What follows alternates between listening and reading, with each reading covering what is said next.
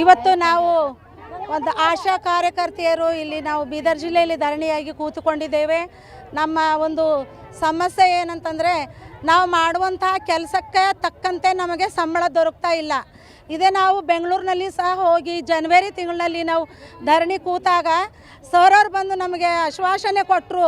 ಅಲ್ಲಿಂದ ನಗುತ್ತಾ ಖುಷಿಯಾಗಿ ನಾವು 10,000 ಇನ್ಕ್ಲೂಡಿಂಗ್ ಅಂತ ಹೇಳಿದ್ದಾರೆ. ಆದರೆ ಇವತ್ತು ಅವರಿಗೆ ನೆನಪು ಬರ್ತಾ ಇಲ್ಲ. ಇವತ್ತು ಮತ್ತೆ ನಾವು ಯಾಕೆ ಬೀದಿಗೆ ಬಂದಿದ್ದೇವೆ ಎಂಬುದಾಗಿ ನೀವು ಅದನ್ನು ಚೆನ್ನಾಗಿ ಅರ್ಥ ಮಾಡ್ಕೊಳ್ಬೇಕು.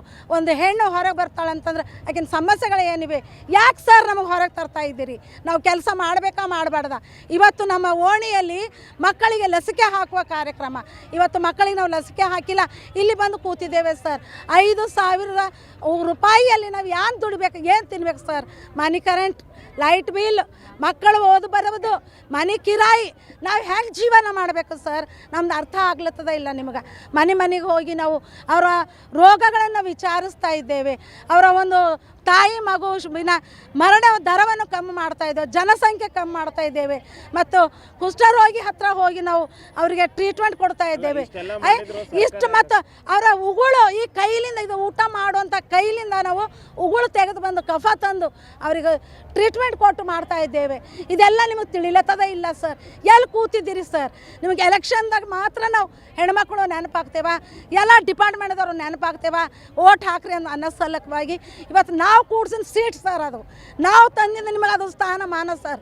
ಇವತ್ತು ನಮಗೆ ನೀವು ಮಾಡಿದ ಪೈಸಾ ಹೆಚ್ಚಾಗಬೇಕು. ನಮ್ಮ 10,000 ರೂಪಾಯಿ ನಮ್ಗೆ ಬರಲೇಬೇಕು. ಏಪ್ರಿಲಿಂದ ಬರ್ತದೆ ಅಂತ ಹೇಳಿರಿ ಸರ್, ಇನ್ನೂವರೆಗೆ ಬಂದಿಲ್ಲ ಸರ್. ನಾವು ಯಾಕೆ ಸರ್ ಇದೆಲ್ಲ ನಾವು ಇಲ್ಲಿ ಬಂದು ಕೂಡೋದು? ರೋಡ್ ಮೇಲೆ ಕೂತಿದ್ದೇವೆ ಸರ್. ನಿಮ್ಮ ಕುಟುಂಬದವ್ರು ಬಂದು ಕೂತಾರೆ ಏನು ಸರ್? ನಿಮ್ಮ ಕುಟುಂಬದವ್ರು ಯಾರು ಬಂದು ಕೂತಾರೆ? ಯಾಕೆ ನಮಗೆ ಅಷ್ಟು ಕೀಳಾಗಿ ನೋಡ್ತಾ ಇದ್ದೀರಿ ಸರ್?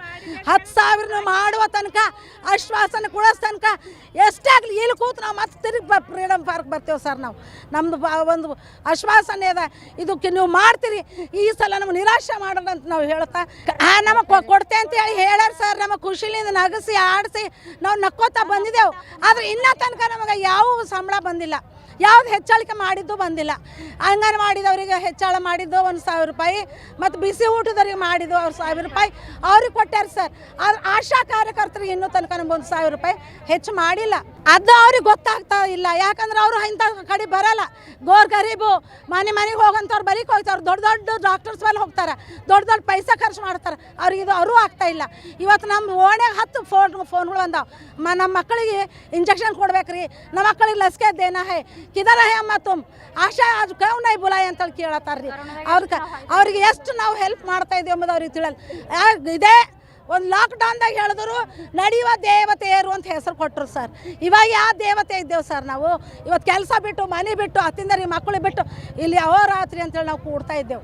ಈ ರೀತಿಯಿಂದ ನಾವು ಮುಂದೆ ಆಶಾ ಕಾರ್ಯಕರ್ತೆಯರಿಗಾಗಲಿ, ಅಂಗನವಾಡಿ ಕಾರ್ಯಕರ್ತೆಯರಿಗಾಗಲಿ, ಆಮೇಲೆ ಒಂದು ಬಿಸಿ ಊಟದವರಿಗಾಗಲಿ, ಇವ್ರಿಗೆ ಯಾರಿಗೂ ನೀವು ಈ ರೀತಿಯಿಂದ ಕೂಡಿಸ್ಬಾರ್ದು. ಯಾಕಂತಂದ್ರೆ ಆ ಅಂಗನವಾಡಿದವರು ಮಕ್ಕಳಿಗೆ ಶಿಕ್ಷಣ ಒಂದು ಪಿಲ್ಲರ್ ಕಡಿ ಇರ್ಬೇಕಾದ್ರೂ ಅವ್ರು ಪಿಲ್ಲರ್ ಕೂಡ್ತಾರೆ. ಆದ್ರೆ ಅವ್ರದ್ದು ಆರೋಗ್ಯ ನೋಡೋಕೆ ಆಶಾ ಕಾರ್ಯಕರ್ತೆಯರು ಅವರು ಶಿಕ್ಷಣ ನೋಡ್ತಾರೆ, ನಾವು ಆರೋಗ್ಯ ನೋಡ್ತೇವೆ ಸರ್. ಆರೋಗ್ಯ ಕಾಪಾಡೋಂಥವ್ರು ನಾವು. ನಮ್ಮಿಬ್ಬರಿಗೆ ನೀವು ಬೀದಿಗೆ ಎಳಿಬಾರ್ದು ಸರ್. ಯಾಕಂತಂದ್ರೆ ಇದೊಂದು ನಮ್ಗೆ ಭಾಳ ನಾಚಿಕೆ ಬರ್ಲತ್ತದ. ನಿಮಗೆ ನಾಚಿಕೆ ಬರಲಿ ಅಂತೇಳಿ ಇನ್ನೂ ನಮ್ಮ ಬಾಯಿ ಬರೋ ಉಂಟದ, ಇನ್ನೂ ಕರುಣೆ ಬರ್ಲತ್ತಿದ್ದೇವೆ ನಾವು. ನಮ್ಮ ಆಶಾ ಕಾರ್ಯಕರ್ತರ ಎಲ್ಲ ಬೇಡಿಕೆಗಳು ಈಡೇರಿಸಬೇಕು. ನಮ್ಗೆ ಈ ಒಂದು ಜವಾಬ್ದಾರಿ, ಈ ಒಂದು ಬಜೆಟ್ನಲ್ಲಿ ನಮ್ಗೆ ಸ್ಯಾಂಕ್ಷನ್ ಮಾಡ್ಬೇಕಂತೇಳಿ ನಿಮ್ಮಲ್ಲಿ ಕೇಳತ್ತಿದ್ದೇವೆ.